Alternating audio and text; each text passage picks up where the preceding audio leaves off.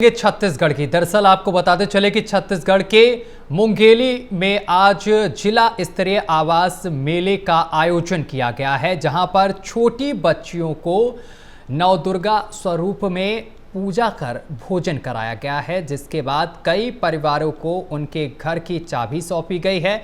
इस दौरान उप मुख्यमंत्री अरुण साव ने कहा है कि डबल इंजन की सरकार ने अपने वादे पूरे किए हैं और मोदी की गारंटी है कि 18 लाख लोगों के खुद के घर का सपना पूरा किया जाएगा। इस मौके पर केंद्रीय मंत्री और उप मुख्यमंत्री, इसके साथ ही विधायक समेत जिला प्रशासन के अधिकारी मौजूद रहे हैं।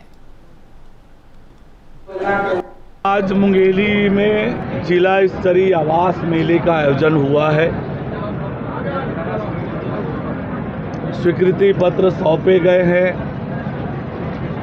जिन आवासों का निर्माण हो चुका है उसकी चाबी सौंपा गया है और विभिन्न योजनाओं का चेक वितरण, हितग्राहीमूलक कार्यक्रमों का, विश्वकर्मा योजना का चेक, ये सब वितरण आज हुआ है। और जैसा मोदी की गारंटी में हमने कहा था कि हमारी सरकार बनेगी, हम 18 लाख परिवारों को प्रधानमंत्री आवास देंगे। उसी के तहत अभी 8.5 लाख आवास स्वीकृत हुए हैं।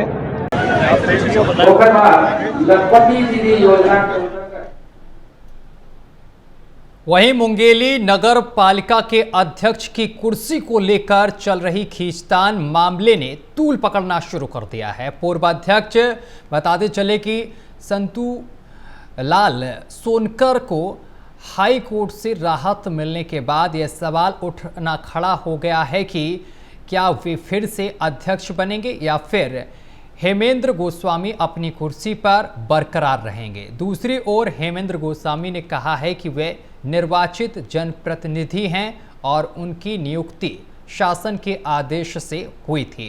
उन्होंने यह भी कहा है कि संतू लाल सोनकर को हटाने का फैसला नाली घोटाले के आरोपों के कारण लिया गया था। वहीं अब यह देखना दिलचस्प होगा कि आगामी नगरीय निकाय चुनाव से पहले मुंगेली नगर पालिका में कौन पालिका अध्यक्ष की कुर्सी पर रहता है।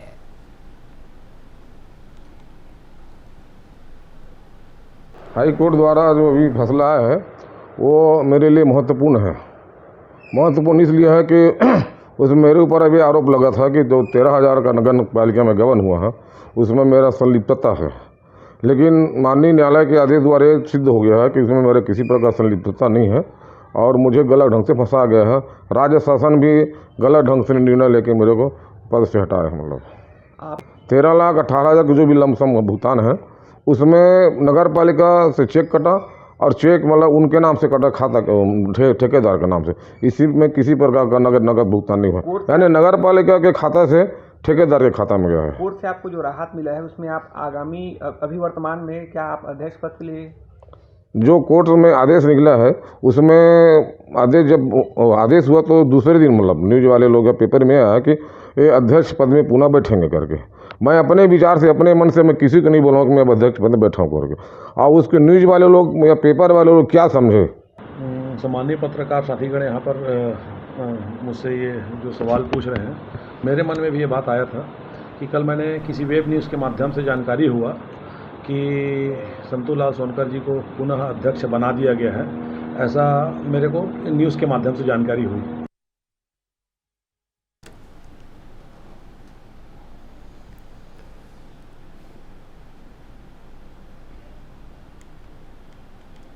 और अब खबर रायपुर से सामने निकल कर आ रही है, जहां पर बीजेपी प्रवक्ता नलिनेश ठोकने का एक बयान सामने निकल कर आया है। दरअसल आपको बताते चले कि नलिनेश का एनसीआरबी के आंकड़ों को लेकर कांग्रेस पर उन्होंने हमला बोला है, जहां नलिनेश ने एनसीआरबी का आईना उनके सामने रखा है, यानी कि कांग्रेस के सामने रखा है। दरअसल आपको बताते चले कि एनसीआरबी के आंकड़ों का हवाला देते हुए नलिनेश ने कांग्रेस से कई सवाल पूछ दिए हैं और उन्होंने कहा है कि भूपेश बघेल की सरकार में किस तरीके से प्रदेश की दुर्दशा थी वो एक बार देखें।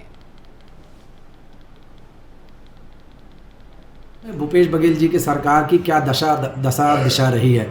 कितने लोगों ने अपनी जीवन लीला समाप्त करने के लिए आत्महत्या का रास्ता अपनाया है। किसानों की सरकार होने का दम भरने वाले भूपेश बघेल सरकार, एनसीआरबी के आंकड़े देखे 500 के करीब किसानों ने कर्ज के तले दबकर आत्महत्या का रास्ता अपनाया है। वहीं कर्मचारियों ने भूपेश बघेल के कुशासन के कारण भी 60 के करीब कर्मचारियों ने आत्महत्या का रास्ता अपनाया है। भूपेश बघेल जी को अपने 5 साल के कार्यकाल के लिए जनता से माफ़ी मांगनी चाहिए, ना कि अभी 1 वर्ष भी नहीं हुई सरकार को बदनाम करने के लिए प्रपंच रचना चाहिए। भूपेश बघेल जी, एनसीआरबी के आंकड़े आपके शासन की कलाई खोल रहे हैं। किस प्रकार आपने शासन कुशासन किया है, इसकी बानगी है या एनसीआरबी के आंकड़े? आपको छत्तीसगढ़ की जनता से माफ़ी मांगनी चाहिए। एनसीआरबी के आंकड़े बताते हैं कि 5 वर्ष में